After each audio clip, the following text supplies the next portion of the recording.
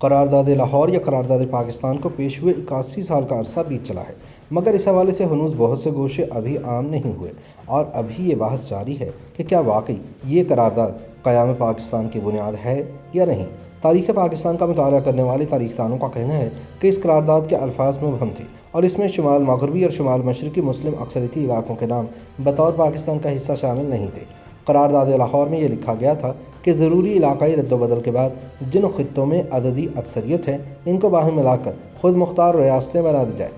دوسری جانب جسونت سنگھ نے اپنی کتاب میں لکھا ہے کہ جواہر لال نہرو اور سردار ولبھ بھائی پٹیل دونوں نے ہی اقتدار جلدی میں حاصل کرنے کے لیے تقسیم ہند کے منصوبے کو قبول کر لیا تھا، جبکہ تقسیم ہند کے بارے میں قائد اعظم محمد علی جناح نے ایک بار کہا تھا کہ میں نے اکیلے پاکستان حاصل نہیں کیا، پاکستان کے قیام کی جدوجہد میں میرا 1 روپے میں 2 آنے کا حصہ تھا۔ اس تبادلے میں بر صغیر کی مسلم قوم کا حصہ روپے میں 6 آنے کے برابر تھا اور قیام پاکستان میں اس بر صغیر کی ہندو قوم کا حصہ روپے میں 8 آنے کے برابر تھا۔ ایک تاثر یہ بھی ہے کہ یہ قرارداد ہی مطالبہ پاکستان کی جانب پہلا قدم تھی، جبکہ حقیقت یہ ہے کہ قائد اعظم اس منصوبے کو جو اس سے پہلے چودھری رحمت علی دے چکے تھے ناقابل عمل سمجھتے تھے، لیکن کانگریس سے سودے بازی کے لیے انہوں نے اس کو اپنا لیا، جسے بعد ازاں انہیں بادل ناخواستہ قبول کرنا پڑا۔ کئی پاکستانی مورخین کے علاوہ بھارت کے ممتاز سیاستدان اور بی جے پی کے بانی رکن جسونت سنگھ کا بھی یہی موقف ہے۔ وہ بھارت کی خزانہ، دفاع اور خارجہ جیسی اہم وزارتوں پر فائز رہے۔ سن 2009 میں چھپنے والی اپنی کتاب جناح انڈیا پارٹیشن اینڈ انڈیپینڈنس میں انہوں نے جناح کی بجائے نہرو کو تقسیم کا ذمہ دار قرار دیا ہے۔ نواب سر محمد یامین خان جو مسلم لیگ کے سینئر رہنما اور قائد اعظم محمد علی جناح کے قریبی رفقا میں شمار ہوتے تھے، ان کی کتاب نامہ اعمال میں 1 مارچ سن 1939 کی تاریخ کا حوالہ دیتے ہوئے لکھا گیا ہے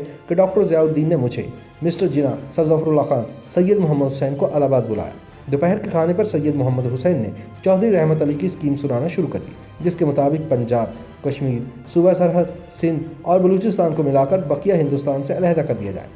ان کا کہنا تھا کہ ان علاقوں سے پاکستان اس طرح بنتا ہے کہ پے سے پنجاب، الف سے افغانیہ یعنی صوبہ سرحد، قاف سے کشمیر، سندھ سے سندھ اور تان بلوچستان کا اخیر ہے۔ نواب یامین کے مطابق چونکہ سید محمد حسین زور زور سے بول رہے تھے، اس لیے سر ظفر اللہ خان نے آہستہ سے مجھ سے کہا کہ اس شخص کا حلق بڑا ہے مگر دماغ چھوٹا ہے۔ مسٹر ظفر اللہ خان ان کی مخالفت کر رہے تھے اور ان کا موقف تھا کہ یہ منصوبہ ناقابل عمل ہے۔ نواب یامین کے مطابق مسٹر جناح دونوں کے دلائل غور سے سنتے رہے اور پھر مجھ سے بولے، کیوں نہ ہم اس کو اپنا لیں اور اس کو مسلم لیگ کا نعرہ بنا دیں۔ ان کا کہنا تھا کہ ابھی تک ہماری کوئی خاص مانگ نہیں ہے، اگر ہم اس مطالبے کو اٹھائیں گے تو ہماری کانگریس سے مصالحت ہو سکے گی، ورنہ وہ نہیں مانیں گے۔ بیگم شائستہ اکرام اللہ اپنی کتاب فرام پردہ ٹو پارلیمنٹ میں بھی لکھتی ہیں کہ اکثر مسلمانوں کے نزدیک پاکستان ایک تصور تھا، حقیقت نہ تھی۔ بڑے بڑے مسلمان لیڈروں کا بھی یہ خیال تھا کہ کسی قسم کا باہمی سمجھوتا ہو جائے گا اور وہ متحدہ ہندوستان کے اندر اپنی جداگانہ حیثیت برقرار رکھ سکیں گے۔ قائد اعظم کا بھی یہی خیال تھا۔ مجھے یاد ہے کہ جب پہلی بار اکتوبر سن 1941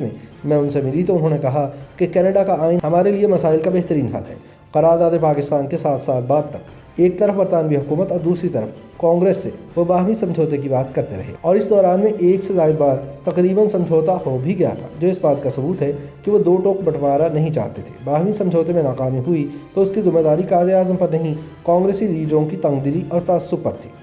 قائد اعظم کے اسی موقف کی تائید مسلم پنجاب کا سیاسی ارتقاء زاہد چودھری اور حسن جعفری کے صفحہ 325 پر بھی ہوتی ہے، جس میں 14 اگست سن 1947 کو کراچی کے ایڈمنسٹریٹر سید ہاشم رضا کے حوالے سے لکھا ہے کہ جب بانی پاکستان قائد اعظم محمد علی جناح آزادی کی تقریب میں تشریف لائے تو نیو یارک ٹائمز کے نمائندے نے انہیں کہا کہ میں آپ کو مبارکباد پیش کرتا ہوں، آخر آپ نے پاکستان لے ہی لیا۔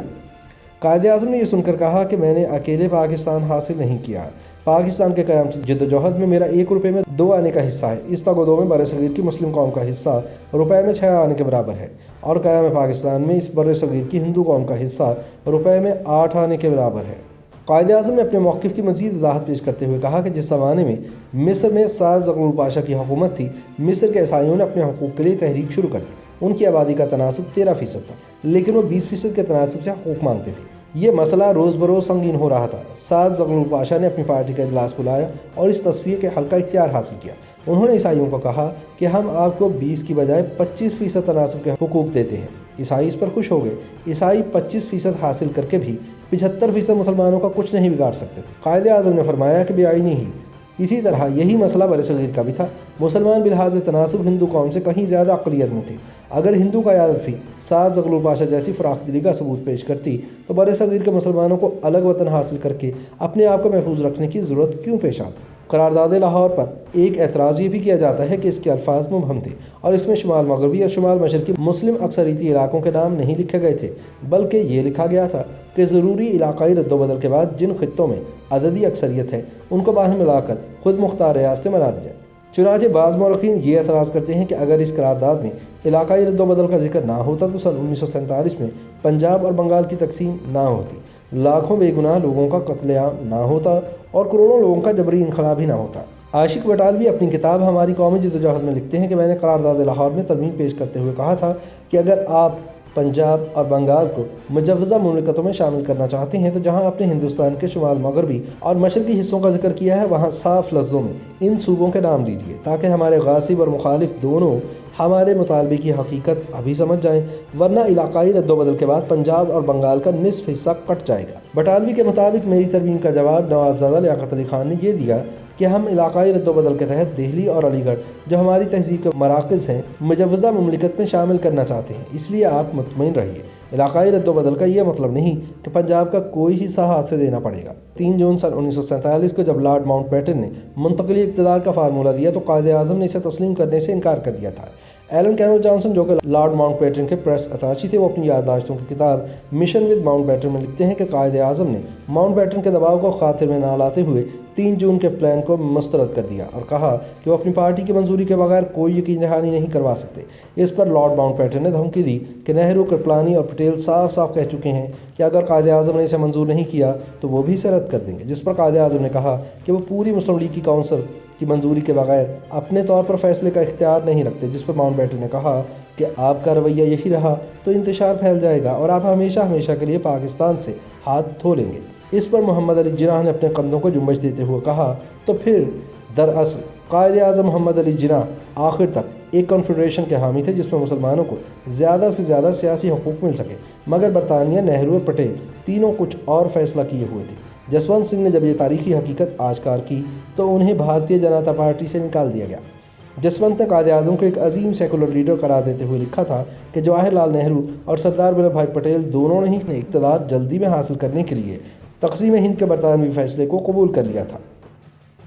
YouTube پر گوگلی نیوز دیکھنے کے لیے youtube.com کی سرچ بار میں googly news T V type کریں۔ گوگلی نیوز کے پیج پر سرخ رنگ کے سبسکرپشن والے بٹن پر کلک کرنا نہ بھولیے۔ YouTube پیج پر اپلوڈ ہونے والی ویڈیوز سے باخبر رہنے کے لیے بیل آئیکن پر کلک کیجیے۔ آپ کو ہر نئی ویڈیو کے بارے میں نوٹیفیکیشن موصول ہو جائے گا۔